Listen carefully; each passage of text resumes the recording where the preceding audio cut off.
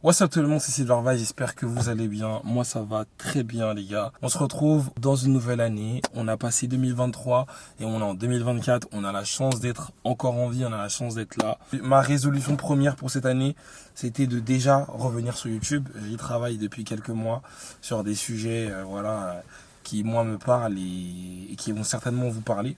Bienvenue, welcome back sur la chaîne YouTube de Silvervise, qui est un danseur autodidacte à la base, et puis qui a persévéré dans ce milieu, qui a agrandi sa passion. Ma passion a tellement pris de place que j'ai dû quitter mon travail, et j'ai fait le choix en fait surtout de quitter mon travail pour vivre pleinement de ça, parce que c'était vraiment un truc qui me rendait heureux et qui me faisait beaucoup de bien sur le plan personnel. Et sur Instagram, je vous ai demandé de me poser des questions concernant ce nouveau train de vie, parce que ça fait quand même 1 an, et j'ai dit que j'allais répondre à toutes vos questions. Il faut savoir que sur Instagram, depuis quelques mois, je suis assez silencieux. J'avais cette habitude de parler en story, de dire ce que je pense, partager des opinions, faire des débats, tu vois. Je me suis rendu compte que sur Instagram, les gens ils sont pas encore prêts à accepter que je suis plus qu'un danseur, que je suis un humain. Je suis quelqu'un de spontané, et je pense que sur Instagram, ils ont pas encore trop compris ça. Donc sur YouTube, je me laisse carte blanche et je me dis que sur YouTube, je peux partager tout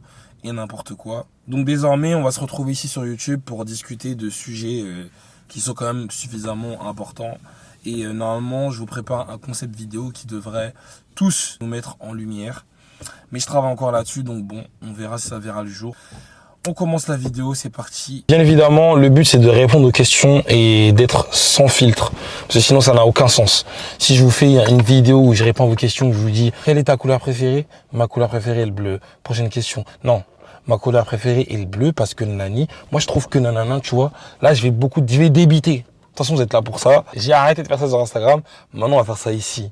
Ma bouche, là, c'est ici, elle va résonner. Voilà. Asseyez-vous, installez-vous. Ça va durer, je pense, une bonne vingtaine de minutes. Et voilà. Donc, c'est parti. Première question. Tu travaillais dans quoi? Tu te sens heureux et épanoui maintenant? Moi, j'ai fait agent de transit export. Donc aérien, c'est un métier aérien dans le transport. Mon rôle était de coordonner la marchandise d'un point A à un point B, bien évidemment à l'international, par exemple Paris, Shanghai, Paris, Los Angeles, bref. Parce que je parle trop là, je parle trop. Bref, j'ai été agent de transit et j'ai fait coordinateur logistique. Il faut savoir que j'ai un bac+3 en logistique et transport. Voilà, c'est tout ce qu'il faut retenir. Franchement, je me sens en tout cas beaucoup mieux et je me sens beaucoup plus à ma place, parce que quand j'étais au bureau, franchement au début je le ressentais pas trop. J'avais cette balance travail et danse qui me convenait très bien. Et au fur et à mesure des années, plus j'approfondissais dans la danse, moins je me sentais à ma place au travail. Et aujourd'hui, je me sens pleinement à ma place et j'aime en fait cette vie-là. Même s'il y a pas mal d'inconvénients et pas mal de choses que je développerai plus tard dans la vidéo. Mais en tout cas, je me sens épanoui. Ouais. Je me sens épanoui. Beaucoup plus qu'avant, en tout cas. Décris ton année en 2-3 mots. Et explique pourquoi tu choisis cela. Le premier mot que je vais choisir, c'est challenge. Parce que pour moi, la vie d'artiste, et en tout cas la vie que je suis en train de découvrir, elle est remplie de challenges en termes de créativité, authenticité, de tendance. Et j'ai fait en fait face à plein de choses que j'ignorais dans cette vie d'artiste, qui m'a fait sortir de ma zone de confort et qui m'ont beaucoup challengé. Un deuxième mot pour cette année, c'est le mot voyage. Parce que, comme vous l'avez vu, en tout cas ceux qui me suivent sur Instagram, j'ai beaucoup voyagé en 2023. J'ai été en Colombie, j'ai été au Canada, j'ai été en Finlande, j'ai été aux États-Unis, j'ai fait Los Angeles, New York, j'ai été en Suisse, j'ai été à Londres, j'ai été en République tchèque, je suis allé dans le sud de la France, j'ai bougé vraiment comme j'avais jamais bougé. Là, franchement, j'ai été servi en termes de voyage et j'ai appris pas mal de choses en voyageant. Ça m'a vraiment fait du bien de rencontrer les personnes qui me suivent, des nouvelles têtes, mettre des visages sur les personnes qui me suivent. Franchement, ça a été vraiment une des très belles choses qui m'est arrivée en 2023. Et franchement, j'en suis très reconnaissant. Troisième et dernier mot que je dirais pour cette année, c'est reconstruction. Reconstruction parce que ce nouveau train de vie, il a mis en lumière certaines incohérence que j'avais, on va dire, dans ma vie par rapport à ce train de vie. Je sais pas si vous comprenez ce que je veux dire. J'ai été obligé de mettre de côté. Je vais vous donner un exemple. Par exemple, avant, j'avais cette habitude de me poser avec mes potes à la chicha, par exemple. Souvent, du moins, je le faisais. Déjà, premièrement, les gens, ils ont des choses à faire. Moi, comme mon programme, il me le permet, les gens, ils sont occupés. Si ça arrive la fin d'après-midi, la fin de journée, moi, je dois aller donner mes cours, ou je dois les répéter, ou je dois travailler sur un projet. J'ai dû, en fait, reconstruire mon schéma de vie en fonction de cette nouvelle vie. Boum, le week-end, j'ai un vol pour aller à Bogota. L'autre week-end, j'ai un vol pour aller à New York. L'autre week-end, tu vois, et t'es plus autant disponible qu'avant et les gens, ils ont pas forcément cette compréhension-là. Comment t'as su que c'était ça que tu voulais faire dans la vie? Comment t'as réussi à passer le cap d'en vivre pleinement? Quand je travaillais et que j'avais danse comme hobby ou quand je dansais juste sur le côté, je m'apercevais que lorsque je dansais, je pouvais danser des heures et des heures sans m'arrêter. Malgré la fatigue, je ressentais pas le besoin de m'arrêter. C'est-à-dire, c'est un truc que je pouvais faire et refaire et refaire et refaire et je voyais même pas le temps passer. J'ai commencé à sérieusement me poser des questions en me disant, mais en réalité, c'est vraiment un truc qui me plaît, tu vois. Si je pouvais faire ça tout le temps, ça serait bien. Donc ça, c'était une première réflexion. Et puis même, quand la musique te touche autant, tu sais, des fois, tu écoutes de la musique. Il y a des fois, ok, tu ressens rien, je suis d'accord, ou vas-y, tu écoutes juste de la musique pour écouter de la musique. Mais moi, en fait, la musique, quand je l'écoute, la plupart du temps, en tout cas, je ressens des trucs comme si il y a un truc, tu vois, qui me traverse. En tout cas, je sais que j'ai toujours eu un lien avec la musique différent que la norme, on va dire. J'écoute énormément de musique. Au bout d'un moment, quand tu as passé des années à chercher à t'améliorer en danse, quand tu as mis de l'argent dans des formations, quand tu as mis de l'argent dans des cours, quand tu as mis de l'argent pour voyager, pour apprendre ou rencontrer des danseurs, quand tu as mis aussi de l'argent pour voyager et apprendre la langue de l'anglais bien sûr, parce que quand tu es un danseur et que tu vas être international, il faut un minimum pour parler anglais, faut pas déconner. Si tu parles pas anglais, c'est assez compliqué. Bref. J'ai investi énormément d'argent pour ma passion, pour mon activité. Donc, c'est aussi ça qui m'a permis d'en vivre pleinement. C'est que j'ai cherché à me former, j'ai cherché à évoluer et être une meilleure personne. Je pense que moi, c'est ça qui m'a permis aujourd'hui de me dire, OK, on a suffisamment de connaissances et on a un délire, on a un truc à faire et on peut se permettre, je pense, de se lancer et de proposer quelque chose. Moi, je danse depuis 2014. Ça fait bientôt 10 ans en fin d'année, là. Je me suis dit, qui t'entraîne à rien, en vrai? Maintenant que t'as ça, vas-y, quoi. Dis-nous tout, du début à la fin, surtout l'aspect financier et le fait que tu as une famille. Est-ce que avoir un enfant, c'est un frein pour vivre de sa passion uniquement? Alors, moi, avant ça, j'étais coordinateur logistique ou agent de transit. Faut savoir que dans ces métiers-là, je touchais 2000 euros. Voilà, il y a des tafs où j'ai eu... quand j'ai travaillé en Australie, j'étais à plus de 3000 euros, par exemple. Bon, après ça, c'est l'Australie, c'est différent. Mais le même métier, je l'ai exercé aussi en France avant d'aller en Australie. Je tournais autour des 2000 euros. 2200, 2300. Comment vous dire que quand tu as ce train de vie-là de 2200 euros et que du jour au lendemain, tu dis, vas-y, je vais aller dans la danse ou vas-y, je vais juste donner des cours et que tu vois que par cours, tu es payé une cinquantaine d'euros ou une soixantaine d'euros, tu te dis, pour atteindre ce mode de vie-là, il faut en faire des cours. Donc, j'ai toujours eu peur de me lancer par rapport à ça. Moi, c'est pas possible. J'ai un enfant. Il y a des gens qui comptent sur moi. Tu vois, je peux pas trop faire l'ancien et être irrégulier. Et maintenant, aujourd'hui, c'est beaucoup plus différent parce que, en fait, j'ai lancé ma formation. Je gère une association aussi. Et en fait, les fonds vont à l'association, mais moi, je me paye. Et je pense même être le salarié, le main caractère de cette association. Donc, c'est quand même normal que je me paye. Franchement, à ma grande surprise, il y a des mois, je fais même plus que ce que je me faisais quand je bossais. Donc, je peux pas être plus transparent que ça. N'abusez pas du bail aussi. Est-ce que c'est un frein de vivre pleinement de sa passion lorsqu'on a un enfant? Moi, dans mon caractère, j'ai toujours été une personne qui fonce pour ce qu'il aime. Je mets toujours un badge de priorité sur ce qui me fait vibrer, sur ce que j'aime. Tu vois, je suis quelqu'un qui vit au jour le jour et ce que j'aime, c'est la danse. Pour moi, c'est simple de me dire, écoute, t'as un enfant, c'est vrai, t'as des responsabilités, tu vas assumer tes responsabilités. Je fais le nécessaire et j'ai mis les choses en place pour justement subvenir aux premiers besoins de mon fils, aux premiers besoins de mon fils, qui manque de rien et qui manquera jamais de rien et qui voit pas la différence entre moi et sa mère et qui se disent mon père il est artiste, ma mère elle travaille, mon père il a pas d'argent des fois et des fois il a de l'argent. Non, ça c'est un truc que je me suis refusé de faire. Moi je pense que tant que tu gardes en tête que t'as une bouche à nourrir et que tu dois tout faire pour que tout le monde mange et que tout le monde soit sous un toit, Et ben frérot, t'inquiète pas que ta mentalité, tu vas l'avoir. Et aussi avoir un enfant, ce qu'on vous dit pas et ce que vous savez pas parce que vous en avez pas encore, c'est que quand t'as un enfant, t'as une seconde énergie. T'as un truc en fait qui mange tout. Je sais pas comment dire. T'es prêt à faire face à n'importe qui et t'es prêt à obtenir n'importe quoi. Je sais pas comment le dire, mais c'est un sentiment très spécifique qui me donne énormément de force. Comment ça a été mentalement? Est-ce qu'il a fallu une adaptation ou bien tu as été trop joyeux de vivre ce qui te passionne? Franchement, au départ, il a fallu une adaptation parce que forcément, me lever le matin à 9h, 10h, c'est comme si j'étais au chômage, tu vois, dans ma tête. Les premiers mois, tu te dis, putain, je fais rien, qu'est-ce que je fais de ma vie et tout. Et puis en fait, quand tu mets justement des choses en place, comme je vous ai dit, et que tu as des créneaux, tu as une formation à gérer, tu as des classes à gérer, tu as des parents à gérer, tu as des élèves à gérer, tu as des contrats à gérer, tu dois répondre à des mails, tu as des gens qui te suivent et qui attendent des choses de toi. Tu commences en fait à te refaire ton planning, tu t'adaptes très vite. L'année 2023 m'a même pas laissé le temps de réfléchir. Je me suis fait enchaîner entre mon association, mes classes que je donne, ma formation, ma tournée, le spectacle de fin d'année, les parents à gérer. En fait, j'ai même pas eu le temps. Et allez, j'ai dû avoir un mois où je me suis dit bon, qu'est-ce que je fais? La formation de danse aussi, j'avais oublié les 3 mois intensifs.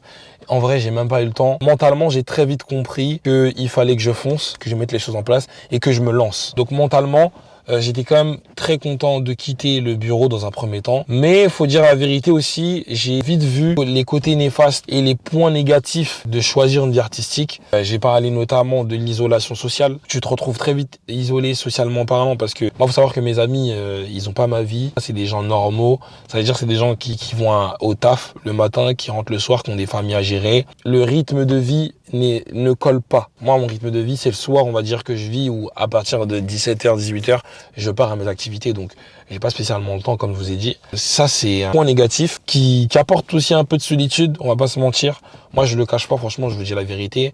2023, en fin d'année, j'ai eu un gros down parce que je me suis senti beaucoup seul. Moi, je suis pas une personne qui est suffisamment proche des danseurs. Alors que, entre danseurs, on est mieux à se comprendre. Parce qu'on sait ce qu'on vit, on sait ce qu'on traverse et on vit pour la même passion, tu vois.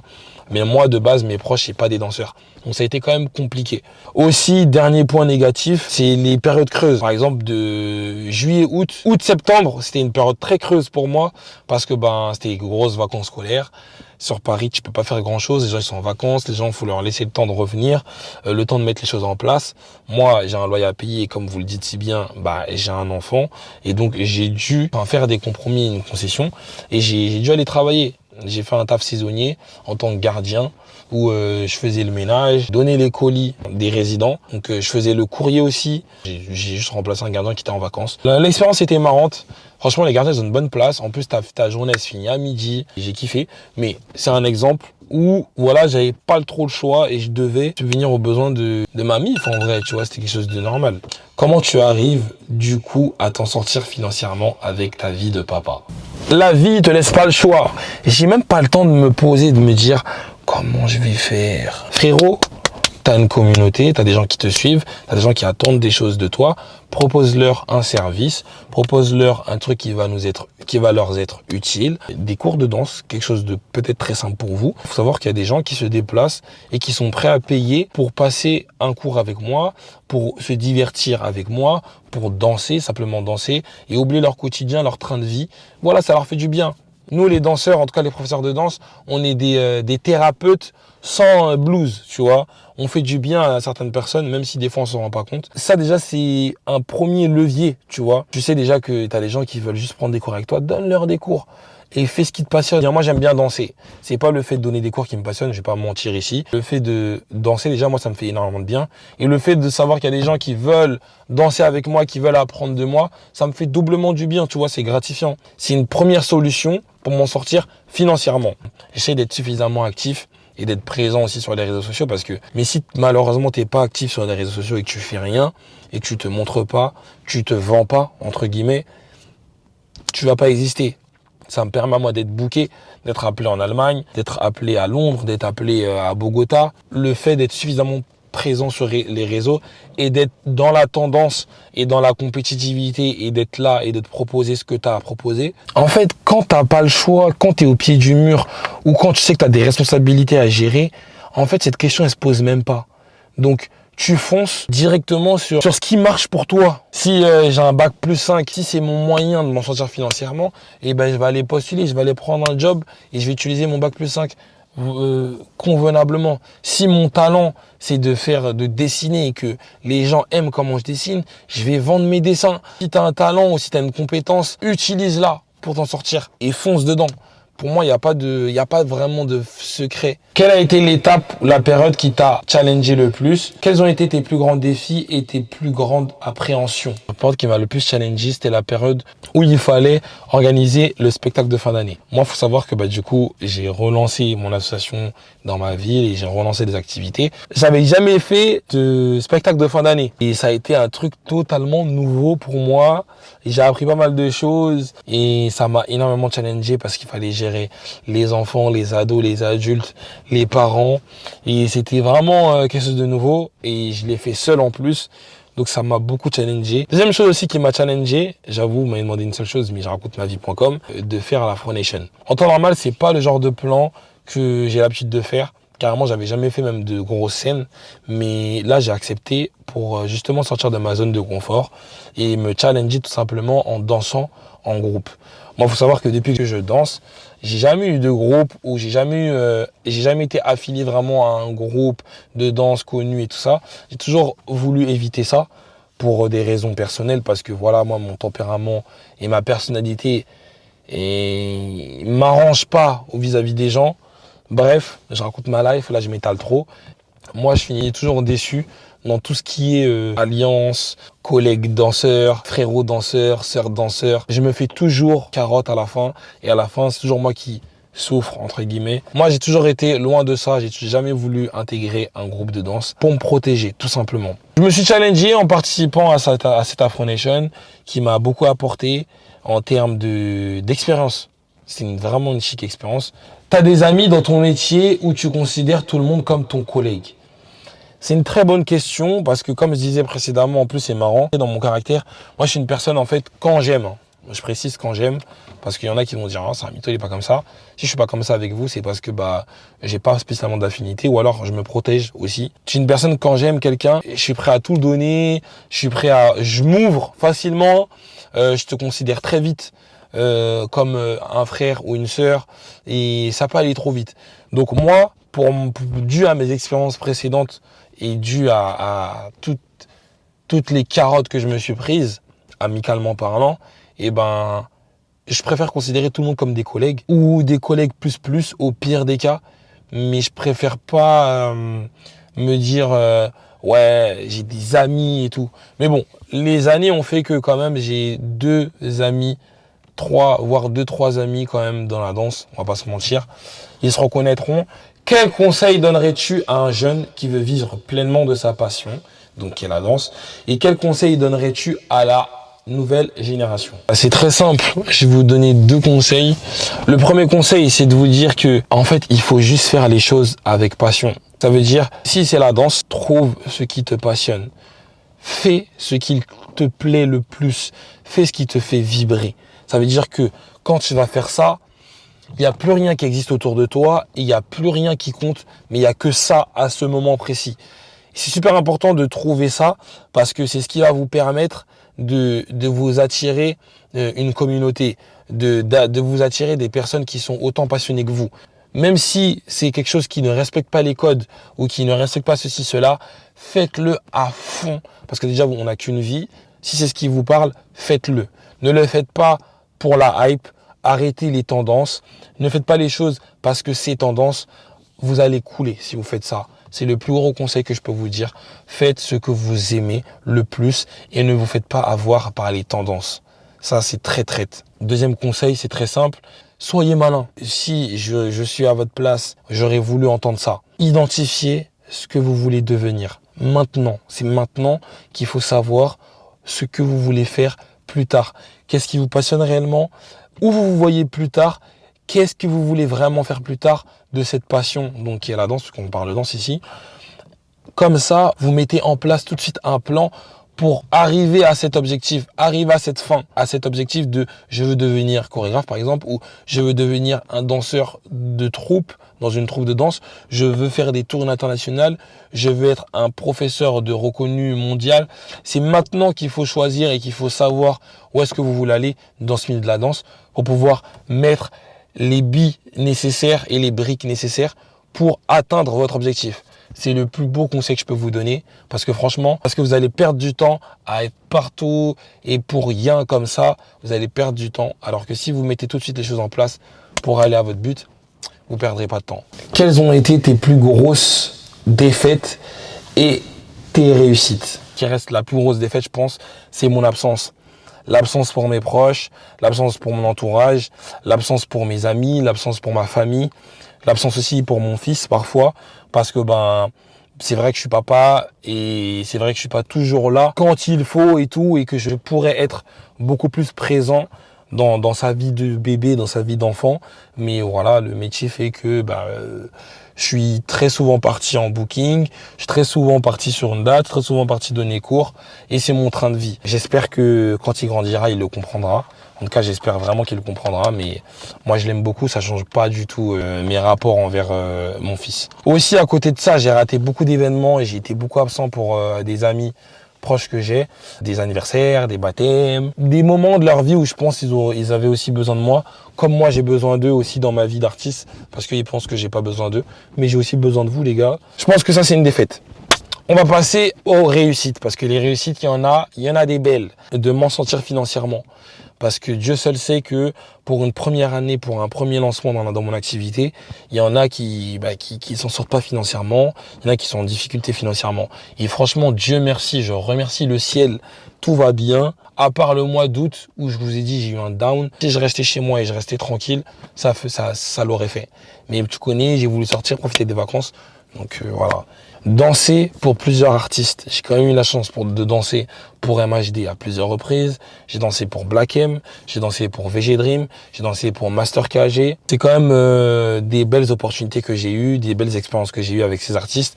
Et franchement, je regrette rien. J'ai réussi à organiser ma propre classe à New York et Los Angeles.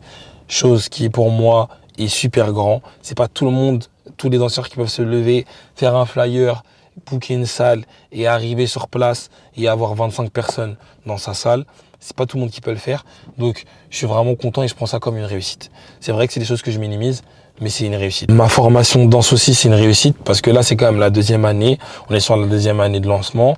Mais la première année, j'ai eu 80 personnes. Même, ils étaient plus de 80, mais on va dire, ils étaient 80 personnes à l'audition. La deuxième année aussi, ça a très bien fonctionné. Et je me souhaite que ça continue comme ça parce que ça me fait vraiment du bien d'avoir ces personnes-là. Et ça me fait aussi du bien de proposer quelque chose dans le milieu qui nous est utile. Dernière réussite, c'est d'avoir réussi une audition pour un contrat 100% danse dans une grosse boîte du spectacle, et je suis quand même assez fier parce que c'était pas du tout mon style, et je suis assez fier parce que ça va être une nouvelle expérience que je vais pouvoir partager avec vous bientôt. Est-ce qu'on est obligé d'investir pour y arriver? Les gars, oui, t'es obligé. Tu peux pas me dire que tu vas être un meilleur danseur, ou tu vas être un meilleur performeur, ou tu vas être une meilleure personne sans investir sur toi. Il faut que tu payes des formations et il faut que tu payes pour prendre des cours, parce qu'il faut prendre des cours. On reste des élèves à jamais, on apprend à jamais de tout le monde. D'ailleurs, on apprend de tout le monde. Il faut être ouvert à cette partie apprentissage. Et aussi, il faut être ouvert à l'idée de se dire, pour évoluer, il faut que je mette le prix. Pour me mettre en valeur, il faut que je mette le prix. Il faut que je m'achète une caméra. Il faut que je fasse des photos. Un photographe qui est spécialisé et compétent pour ça, faire des visuels propres.